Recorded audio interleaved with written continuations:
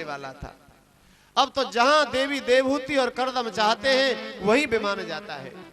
उस विमान के अंदर मनुष्य के उपयोग में आने वाले जो भी भोग पदार्थ होते हैं सब विमान के अंदर मौजूद है। स्नान करने के लिए सरोवर चाहिए तो विमान में ही मौजूद है।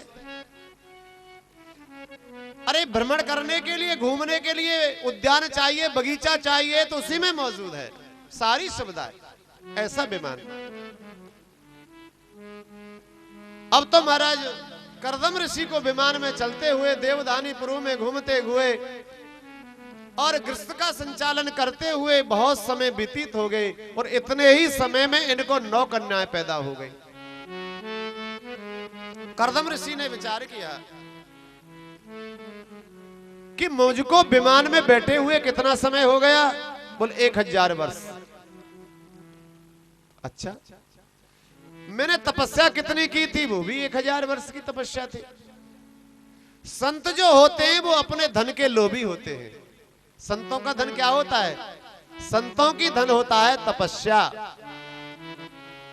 इन्होंने कहा जितने समय तपस्या की उतने समय विमान में बैठ लिया, मेरी तपस्या बराबर हो गई, तपस्या बची नहीं। तुरंत करदम जी ने कहा कि मेरा विमान वहीं पहुंच जाए जहां मेरा आश्रम था। और उस आश्रम पर जाकर के विमान पहुंचा। 9 कन्याओं को साथ में लेकर के देवी देवहूति उतर गई। अब महाराज करदम जी बोले, देवी अब मैंने आपको आश्रम में छोड़ दिया, अब तो मैं प्रतिज्ञा के अनुसार ये आश्रम छोड़ करके जाना चाहता हूं। देवी देवहूति ने कहा, स्वामी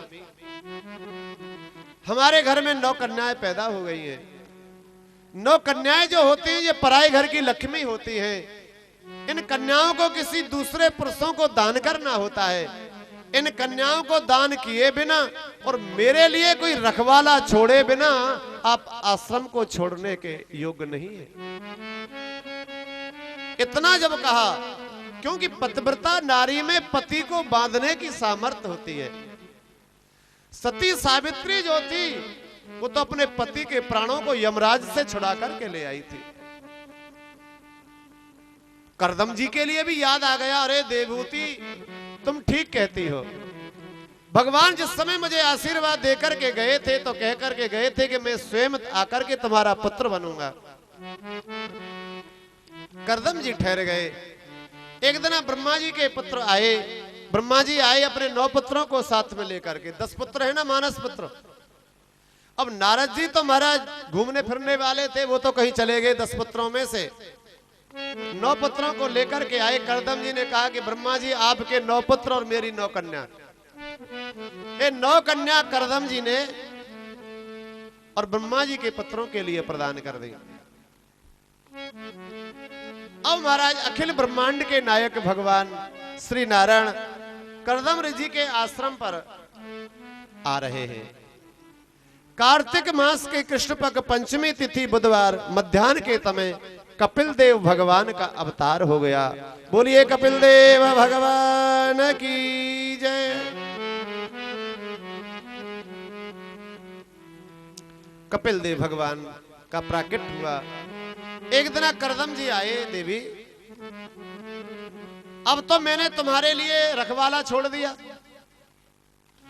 क्योंकि हमारे संस्कृति में हमारे भारतवर्ष की देवियों के एक वैशिष्ट है कि इनको हमेशा किसी की सानिध्य में रहना चाहिए।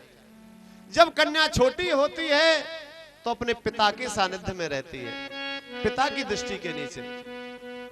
जब ये कन्या जवान हो जाती है, बड़ी हो जाती है तो अपने पति की सानिध्य में रहती है। और ये माता बहन वृद्ध हो जाती हैं तो पुत्र की सानिध्य में इनको रहना चाहिए। तो देवी पुत्र का सानिध्य तुम्हें मिल गया, अब इस आश्रम को छोड़ करके मैं जा रहा हूं। अब करदम जी महाराज जो थे कपिल देव भगवान से आज्ञा लेकर के चले गए और जाकर के संतों के आश्रम पर जाकर के श्रीमद् भागवत महापुराण का 10वें स्कंद का पाठ करते हुए मुक्ति के लिए प्राप्त हुए।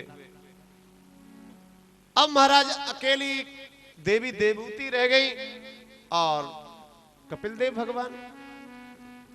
अब ये माता बहनों के लिए यदि कोई बात करने वाला न मिले तो आधी सी बीमार तो ये बेचारी वैसे ही है जाए, इनसे बातचीत करने वाला जरूर चाहिए। अब कन्या थी वो तो अपने घर चली गई, अब मैं किससे बात करूं? तो एक दिन जो माता थी भगवान कपिल देव भगवान के पास में आई और कपिल देव भगवान से कल्याण की कामना की, प्रश्न करने लगे। भगवान निर्विष्णा नितरां भूमन न सतेन्द्रिय तर्षणात्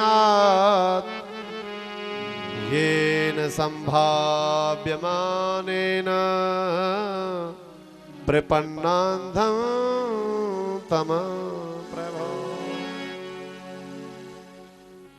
हे भगवान, मैंने मेरी इन दुष्ट इंद्रियों को जो कुछ इन्होंने मांगा वो इसने देते देते थक गई। भगवान, जो सुख मैंने इस जीवन में भोगा तो और संसार की स्त्री उन सुखों की कल्पना भी नहीं कर, इतना सुख भोगा। इंद्रियों के लिए जितना सुख दो उतना ही कम है। जितना ये इंद्रियां भोगती हैं और इच्छा जागृत होती जाती है। अभी आपने भोजन किया, तृप्ति हो गई, भोजन की अब इच्छा नहीं है, शाम को फिर भूख लगे आएगी। शाम को भोजन कर लिया, तृप्ति हो गई, प्रातःकाल फिर भूख लगे आएगी। संसार की जितनी भी कामना है एक बार की संतुष्टि हुई, फिर कामना की जागृति हो गई।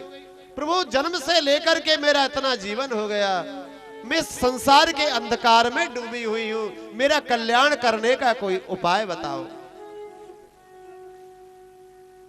कपिल देव भगवान ने जब तक माता ने ज्ञान नहीं मांगा तब तक नहीं दिया।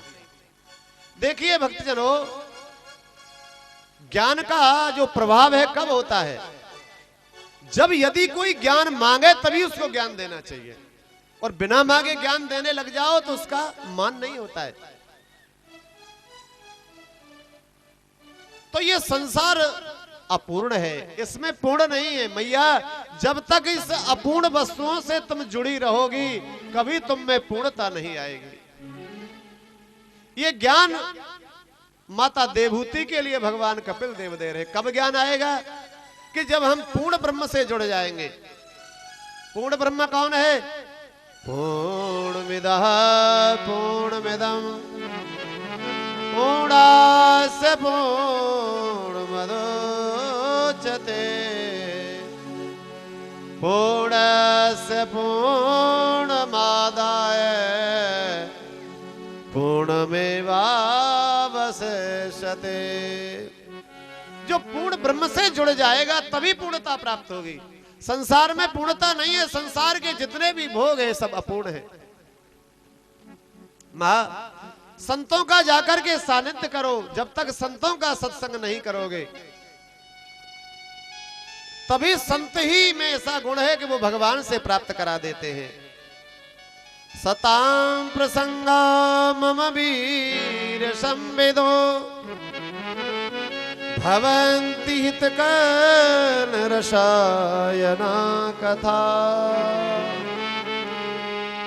तज्जोषणादाश्यपर्गवर्तमने श्रद्धारति भक्तिरनुक्रमति। संत जो होते हैं उस संसार की जीवों को सत असत का ज्ञान करा देते हैं।